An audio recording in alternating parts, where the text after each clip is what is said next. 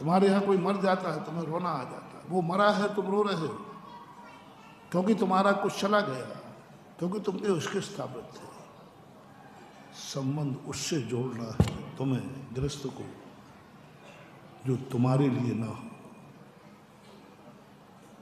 ये जो लाइट लगी है ये तुम्हारे लिए लगी है, मीटर तुम्हारे लिए लगा है, पंखा तुम्हारे लिए चल रहा है, कभी भी धोखा दे सकता है। हम लोग इस लाइट में पढ़ते नहीं हैं, हम इस लाइट का उपयोग नहीं करते क्योंकि ये धोखेबाज है। इसलिए हम लोग उसके लिए है, हम उस प्रकाश में पढ़ते हैं जो हमारे लिए नहीं है। बोलो सूरज किसके लिए निकला है? नहीं, गलत बात। सूरज से फोन करके पूछ लो, वो एक ही बात कहेगा, मैं किसी के लिए नहीं निकला हूं, वो अपने लिए निकला है, वो अपने लिए निकला है। इसी को मैंने प्रारंभ में कहा था, प्रकृति, नेचुरल स्वभाव। जो किसी के लिए नहीं निकला है, मात्र अपने लिए निकला है, समझ लेना चाहिए वही जगत के लिए काम आने वाला है। वो कभी धोखा नहीं देगा, क्योंकि तुम्हारे लिए निकला ही नहीं। जो दूसरों के लिए निकला है वो एहसान करेगा, एहसान करेगा, थोड़ा छोकने पर धमकी देगा, ब्लैकमेल, गड़बड़ की तो मैं लाइट काट दूंगा। बिल वाले कहते ना कि तुमने बिल नहीं भरा तो वो धमकी देगा। सूरज ने कभी धमकी दी? सूरज को लोग पूछते हैं, सूरज ने कभी धमकी दी कि तुमने अर्घ नहीं चढ़ाया तो मैं उजेला नहीं करूंगा? जो देश सूरज को नहीं मानते हैं वहां उजेला होता है कि नहीं? अपने भारत देश तो अपन मानते हैं, ठीक है, भारत देश तो अपन मानते हैं, तो इसलिए अपने यहाँ उजेला होता है। लेकिन जो दोस्त सूरज को नहीं मानते वहां उजेला होता है कि नहीं? वो धमकी दे ही नहीं सकता, वो ब्लैकमेलिंग नहीं करेगा, क्योंकि वो तुम्हारे लिए निकला ही नहीं है। वो तो अपनी मर्जी के लिए निकला है, वो तो अपने सुख के लिए निकला है, वो तो अपने स्वभाव से निकला है। और जो स्वभाव से निकला हुआ है वह सारे जगत के काम। पानी तुम्हारे लिए बरसता है कि अपने स्वयं के लिए बरसता है? बस वही सारे जगत के काम आता है। वही जगत का, कभी बरसात है नहीं बोलती, धमकी दे तुमने गड़बड़ किया तो ध्यान रखना, नहीं। हवाएं किसके लिए चलती हैं? किसी के लिए नहीं।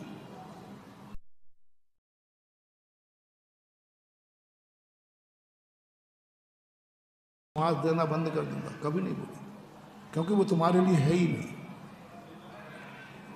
तुम्हारे लिए हवा नहीं बही है, पेड़ में फल तुम्हारे लिए नहीं आए हैं, गाय का दूध तुम्हारे लिए नहीं है, नदी का पानी तुम्हारे लिए नहीं है, आकाश तुम्हारे लिए नहीं है, प्रकाश तुम्हारे लिए नहीं है। बस जो तुम्हारे लिए नहीं है उनसे तुम संबंध जोड़ लो, वो तुमसे नहीं जोड़ेंगे। कल का प्रवचन, एक पक्षी संबंध, एक पक्षी संबंध। और भगवान का भी यही रूप बनना। भगवान किसके लिए बने हैं? तुम्हारे लिए नहीं, किसी के लिए नहीं बने हैं। जो भगवान किसी के लिए नहीं बनना है, अपने आप के लिए बना है, बस उसी भगवान से संबंध जोड़ लेना, वो कभी धोखा नहीं देगा तुम्हारा। भगवान तुम्हें नहीं छोड़ेगा, तुम छोड़ दो और नहीं छोड़ो वो मर्जी तुम्हारी है, तुम्हारे हाथ में। भगवान तुम्हें नहीं छोड़ेगा क्योंकि वो तुम्हारे लिए है ही नहीं।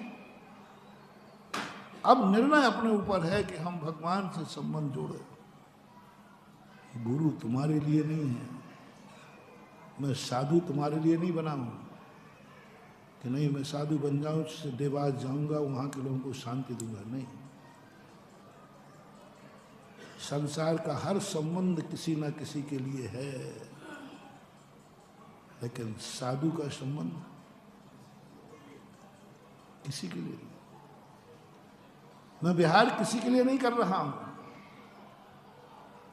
मुझे आगम की आज्ञा है इसलिए विहार कर रहा हूं, बस उसी के पीछे पड़ जाना, जो किसी के लिए नहीं है वही सारे जगत के लिए है। जो साधु किसी व्यक्ति के विषय के लिए हो, जैसे कि आपका क्लास का टीचर, वो तुम्हारे लिए है, तुम्हारी क्लास के लिए है। वो टीचर है, वो कभी धोखा दे सकता है, लेकिन जो साधु सबके लिए हो, जो गुरु किसी के लिए ना हो, वही नेचुरल है, वही स्वभाव है, वही परनिरपेक्ष है। पर उसी स्वभाव से संबंध जोड़ने का नाम धर्म है, जैन दर्शन का। व्यवहारिक धर्म और निश्चय धर्म। व्यवहारिक धर्म है, तुम्हें संबंध ही बनाना है तो उससे बनाओ जो किसी से संबंध नहीं बनाता है। मोटिवेशन, संबंध किससे बनाना है? जो किसी से संबंध नहीं बनाता। तुम्हें कुछ मिलने की आशा किससे रखना है? जो किसी के लिए कुछ नहीं करता है, बस वही तुम्हारे सारे काम करेगा, उसी से तुम्हारे सारे काम होंगे। जिसका नियम है कि मैं किसी का कुछ नहीं करूंगा, बस महानुभाव निर्णय कर लेना, इसी से मेरे सारे काम होंगे, क्योंकि ये जगत का किसी का कुछ नहीं करता है, कुछ नहीं करता, इसी से मेरे सारे काम होते हैं।